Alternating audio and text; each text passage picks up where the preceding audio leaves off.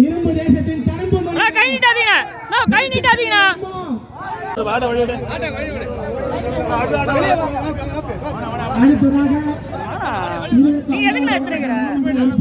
எங்கள் மாவட்ட கழக செயலாளர்